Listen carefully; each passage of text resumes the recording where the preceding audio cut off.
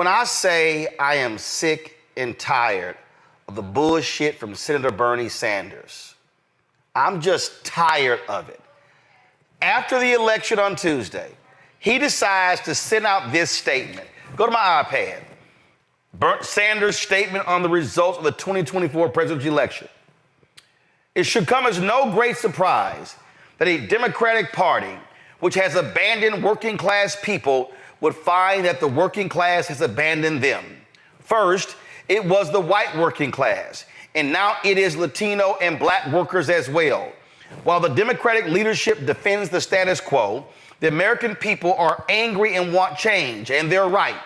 Today, while the very rich are doing phenomenally well, 60% of Americans live paycheck to paycheck, and we have more income and wealth inequality than ever before.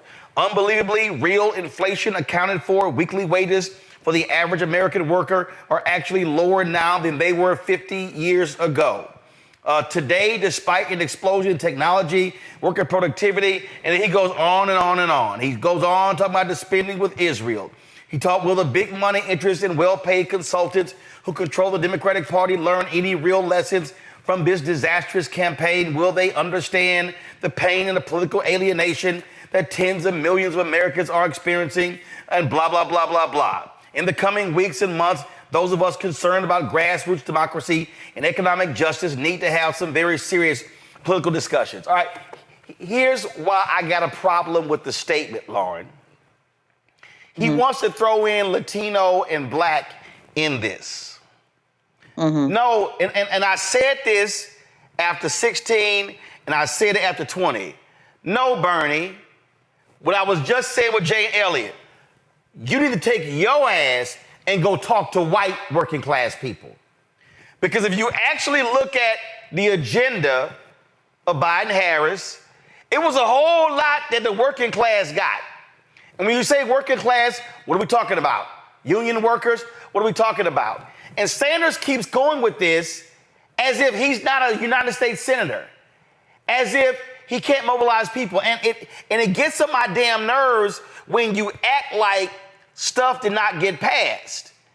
And so he keeps saying they are abandoning working class people when he wants to deny the reality of whiteness and also white culture that also drives the voting habits of working class people. How is it that black working class folk got it, and he's wrong in his press release, black working class people, we figured it out, but the other folk didn't?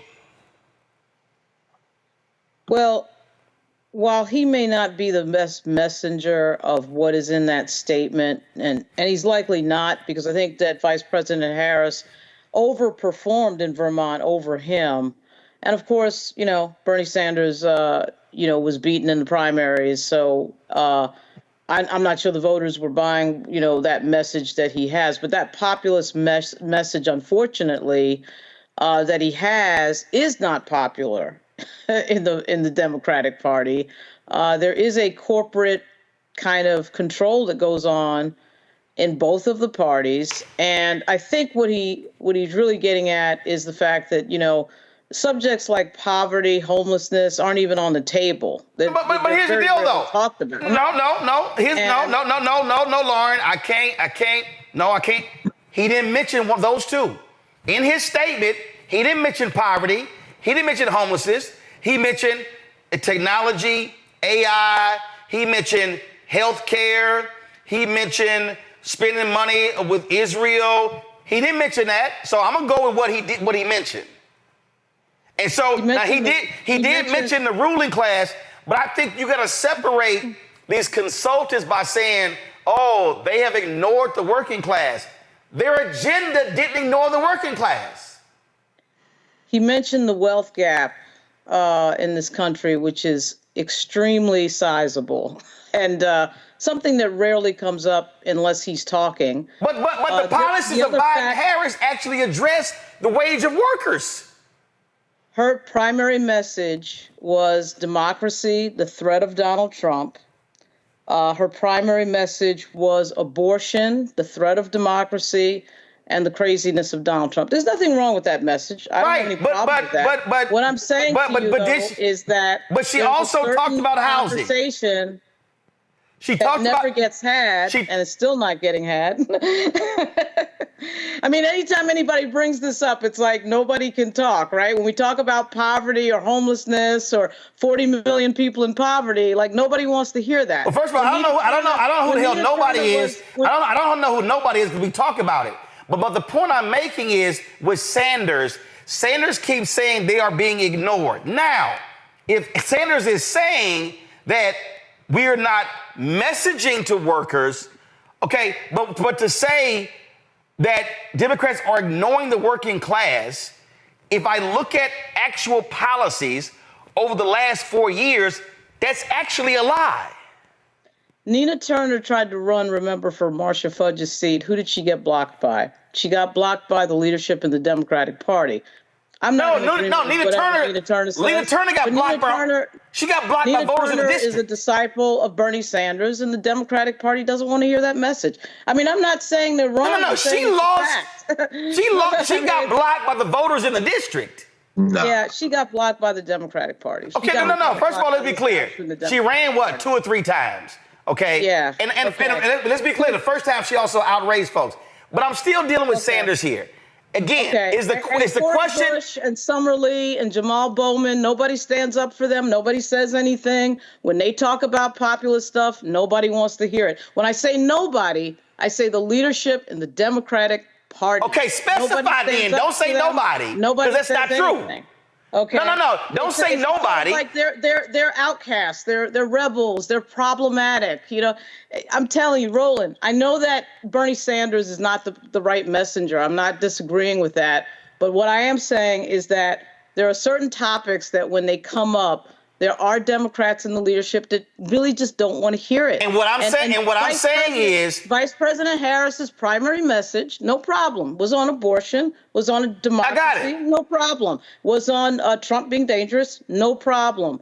That her primary message was those things, but what people want to hear about is the economy and, of course, jobs. And what I'm saying is, if you're Sanders, be specific. When I read Niambi, Democrats ignore the working class, and I look at actual policy, that's not true. Now, if you're... They don't message it, Roland. Okay, hold on. And what I'm saying, Lauren, messaging... But they don't Lauren. Messaging and ignoring are 2 separate things. So why are they not messaging that? They have done a lot of things. Why are they messaging it? And again, what I'm saying is there's a difference between when somebody says ignore, that means you're actually doing nothing. Niambi, when I look at actual policies, the policies are there. Now, if you're saying that should be the primary message, it's a different conversation. And this is where Sanders gets criticized because he's constantly saying Democrats are doing nothing for the working class. And then people go, this. What is this called? Niambi, go ahead. Yeah, well, I think part of it is just the sort of a misunderstanding. This realignment happened long before Trump got into office. He benefited off of the white working class walking away from Democrats in the 1980s. So this is not a new trend. He's not rearranged the sort of political landscape and made all these white working class voters come to him. They've been there. I think what is bothersome perhaps about the Sanders messages, it always comes back to let's go after these people who don't show up for you and try to get them back. And what you're saying is, well, the attempts to try to get them back are still not convincing. And Lauren is saying it's the messaging. I think it's a little bit of all of those things. The white working class has found themselves angry and left behind. That's not necessarily the Democrats' fault, but they feel like it is. So they've gone to Republicans who've shown themselves anti-union, to not have been very invested in building the infrastructure in their communities, like really the Biden administration, right? Trying to ramp up infrastructure in these communities. But what they also want is a world and a life that is just not coming back. And I think that's a really hard message to take. But I think we hear this every few years from Bernie Sanders. And I think what strikes me is that what it basically says is stop talking about all this other stuff and talk about stuff that white working class men want to hear.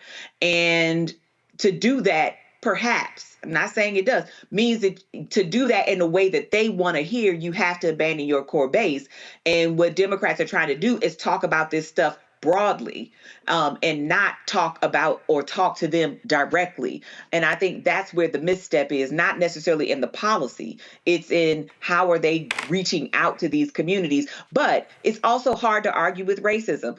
Jonathan Metzl's book, Right. Dying of Whiteness, gets to the heart of some of this. Some of these communities that we're talking about in Ohio, in West Virginia, in Pennsylvania, and these other places are having a hard time. But part of what's happened is they voted against their economic and other interests in favor of their racial interests. And that's kind of undid these communities too. So I think it's much more complicated than talking to regular people. And whenever I hear that from Bernie Sanders, I just think you're talking about white men. Just say that. Don't talk about regular people. Right, that's what- Don't talk about working class. Just say white men. And see, that's the reason I keep I'm honing on this, Greg, why I keep saying you got to be specific, because I don't like speaking in general.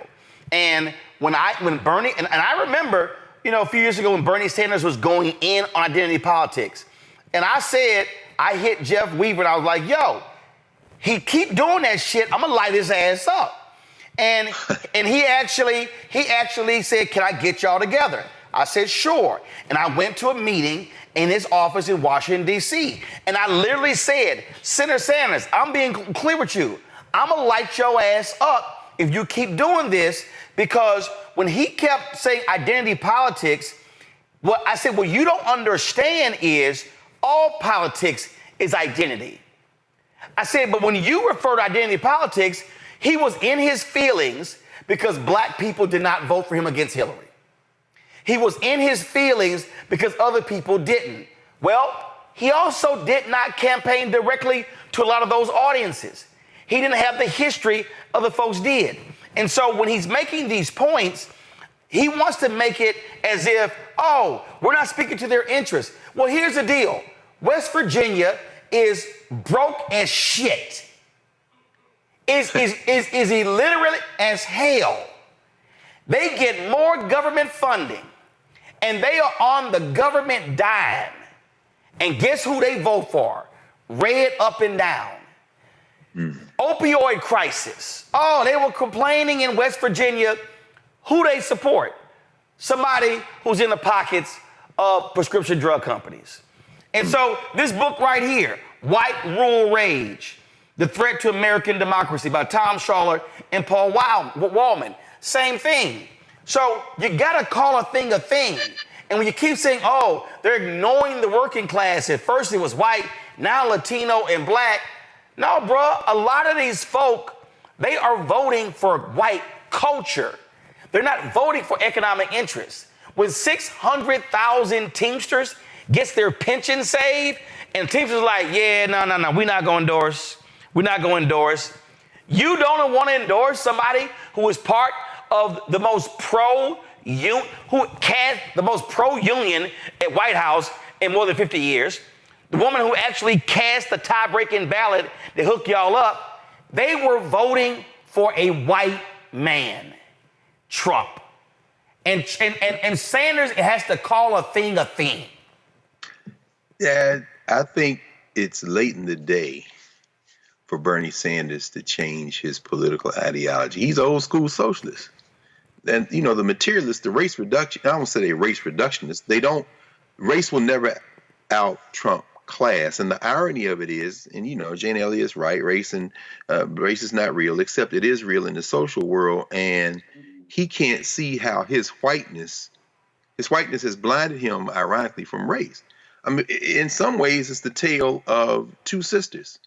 Remember when Bernie Sanders was running? And of course, Lauren, nobody could disagree with the fact that the Democratic Party has an establishment like the Republican Party. Well, the Republican Party different now, but they don't like those people who veer too far to the left. Bernie Sanders is independent.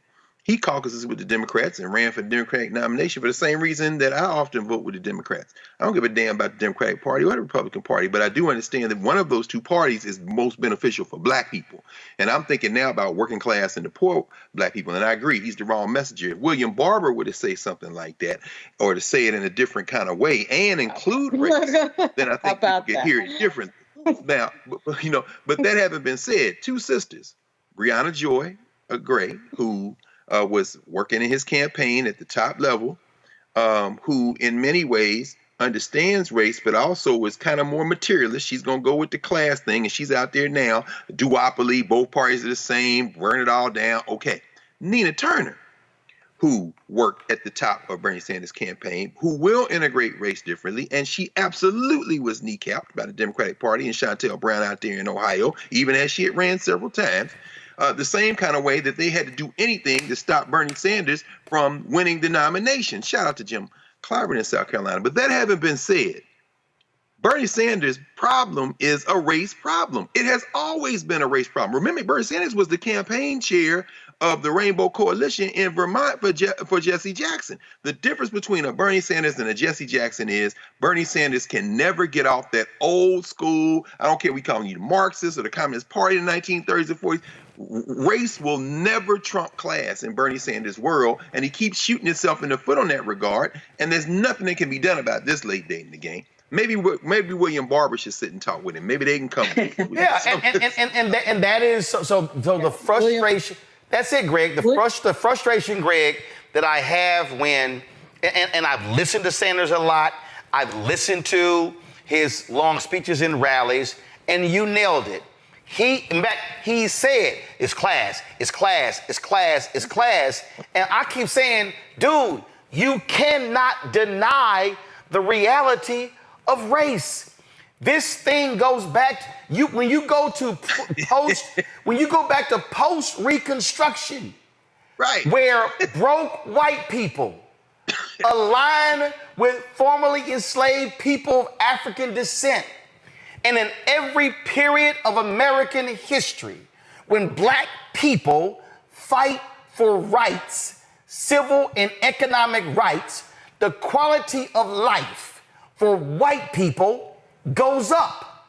Absolutely. It was black people during Reconstruction who were elected to the South Carolina legislature that created what is known today as the publicly financed education system. That's right. Black people created that. And so what did the white plantation own? Oh, hell no. We cannot have these Negroes aligning with these white people. So what did they do? Which King talked about in his speech on the steps of Montgomery, of the Alabama State Capitol, when he talked about a book where he said the bourbon class. They said, guess what came in? Jim Crow. Guess what came in? Utilizing media to create a wedge between broke white people and formerly enslaved people.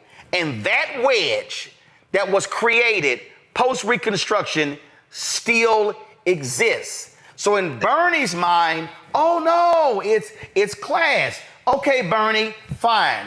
Please show me where broke white people are aligning with broke black people, and let's go down the line. Let's name right now 5 broke-ass states with a lot of black people and white people. Okay, please show me, Bernie, where class in Mississippi, they're voting for Democratic policies. No. Show me in South Carolina. Show me in Arkansas. Show me in Louisiana. Show me in Georgia. They're not. White. But you know, go ahead. Well, say that. William Barber, I'm glad you brought that up, Greg. It's like what William Barber talks about really is one of the messages that the Democratic Party should generally have. I mean, Bernie Sanders is not a leader in the Democratic Party, but a person like William Barber and the message that he brings should be centered. And the fact that he can't, get a meeting and get the respect of the White House is shocking to me. Those are the issues Barber that people should. Those are the issues you would think the party would center, and that is what we found out. I think on Tuesday, there's so many people who are touched by those types of issues that Reverend Barber talks about, and yet he is shunned. He's he's not allowed to be on the stage at the White House in the Biden White House. So that makes no sense to me. But guess what Barber does that Sanders will not do? Barber will say poor whites. Oh, no question. He will specify. So Barber doesn't run from race to class. That's right. Barber will mention race, class, and gender.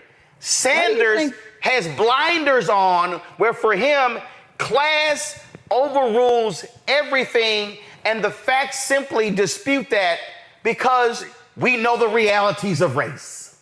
But the issue of poverty in general is something that the parties don't like talking about. I agree. I'm not sure why Bernie Sanders really matters. I mean, I know he put out a statement, but I'm not sure why. No. Thinks that he matters. Well, no, because this is not because this goes beyond Bernie Sanders. It's because there are other people. Here's why I'm saying the reason I'm saying this and doing this is because other people are saying the same thing, but what they also are denying is the reality of race. Let's take North Carolina. If I go to, and I just want, if I go to, I got to try to find it real quick. But you got to answer this question. How does North Carolina elect a Democratic governor, elect a Democratic lieutenant governor? How do they win all of these statewide races, but not the presidency? Black woman. And a black woman who is running, and again, this isn't a critique of Kamala Harris. I think Lauren is really onto this here. We all know what happened with Reverend Jackson and the Rainbow Coalition. In order to blunt that kind of progressive movement, which comes out of the 60s, of course. I mean, Fannie Lou Hamer, Mississippi Freedom Democrats, then, of course, 72, Gary, the Black Convention. The rise of Bill Clinton, the Sister Soldier moment, the whole concept of executing a black man, signing a death warrant, and going back on the campaign trail. The Democratic Party made a choice in the 90s, particularly 1992. They made a choice to evade all of that force, meaning talking about the poor, talking about the kind of coalitions that Lyndon Johnson was able to copy. Yeah, they were about the DLC. The DLC. The DLC, no question. And so here we are at a moment where whether Kamala Harris's personal sensibilities and heart was in that place, now I'm not saying they were or they won't. You can never be the nominee of the Democratic Party talking about the poor. This is what Barber's talking about, of course, and this is what Bernie Sanders is talking about, but he doesn't have race in. Finally, race in his analysis. Finally, it's very interesting because what we're seeing in the 48 hours since we all were sitting there with you and watching this election, I'm watching these black academics, people like my friends, Robin Kelly, Keeanga-Yamahtta Taylor, they're all on Democracy Now!, talking about the Democratic Party now needs to turn to that direction, the poor, the underclass. They got to change foreign policy. Guess what? That, friends, is never going to happen. So in North Carolina, the Democratic Party will continue to double down on putting the face of diversity at the top of their ticket, or putting the face of it, and they will lose elections because rather than grapple with the fact that white people are not going to vote for black people in the same numbers for the reason that you have just identified, because the rich whites gave the poor whites whiteness as battle pay to keep those poor people poor and keep the blacks away from them, the Democratic Party is going to continue to lose elections. I don't have a fix for this. You can't keep doubling down and moving right. You said it yourself many times. Bernie Sanders is the wrong messenger for sure, but the poor will remain outside of the target interest of the Democratic Party. And guess who's sitting outside in the hall with Bernie Sanders, who they can avoid comfortably? William Barber, which offends the hell out of all of us who know that that is the only way the Democratic Party can revive itself. Until then, we're going to be for white nationalists to the thing fall. All I desire, all I'm saying here, all I desire when we're having this conversation is for white Democrats like Bernie Sanders to go have direct conversations with white voters. And this is what I would love to see. I would love to see, okay, so Bernie, since you keep saying this, I want you to say, I'm gonna go, he just lost, and I wonder why he didn't do this, but I'm gonna go to Ohio with Sherrod Brown to talk to poor white people and ask them, how did y'all elect a car salesman? That'd be a great move. Absolutely. Who's MAGA supported? Absolutely. I would love for Bernie Sanders to gather some white Democrats to go to Michigan with newly elected U.S. Senator Slotkin and say, we're going to have a direct conversation. I don't need Bernie in Detroit.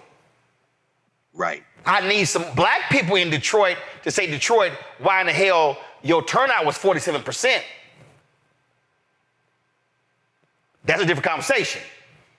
I'm going to need Bernie to go into Pennsylvania, not Philly, not Pittsburgh, and the suburbs, but the other areas where the white folks act like they're in Alabama. See, again, this is the thing. It's real interesting how white Democrats who keep saying this, how they don't want to go actually engage white people. Right. That's all I'm saying here. So if you want to make the argument that the working class is abandoning Democrats, I'm gonna need you to commit to a movement to go specifically talk to white working class people. Absolutely. Because that's how Hillary Clinton lost Ohio by 450,000 votes. Absolutely. That's how Democrats lose in Georgia and North Carolina. That's how they lose in these places. And you know what the Bernie Sanders and Democrats want us to do? They want black people to over-index to make up for it. So here's your assignment, Bernie Sanders. In 2026, Tom Tillis is up for re-election in North Carolina for the United States Senate. I want you, Bernie Sanders, to target white working class people in North Carolina, white rural voters in North Carolina, and I want you to go to them to make the argument, whoever's going to be the Democratic nominee for the United States Senate, and also why they support the Democratic nominee for president in 2028. I don't want you going to black counties. I want you going to talk to the white folks, because this is the problem. As we said with Jane Elliott, until white Democrats go have honest conversation with white working class voters, they gonna keep supporting folk like Donald Trump. That's right. Just saying.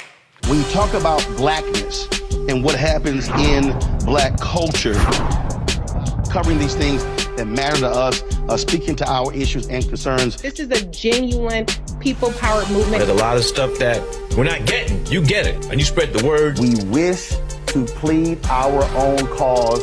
Too long have others spoken for us. We cannot tell our own story if we can't pay for it. This is about covering us. Invest in black-owned media. Your dollars matter. We don't have to keep asking them to cover our stuff. So please support us in what we do, folks. We want to hit 2,000 people, $50 this month, raise $100,000. We're behind 100,000, so we want to hit that. Y'all money makes this possible. Checks and money orders go to P.O. Box 57196, Washington, D.C. 20037-0196. PayPal is R Martin Unfiltered. Venmo is RM Unfiltered. Zelle is Roland at RolandSMartin.com.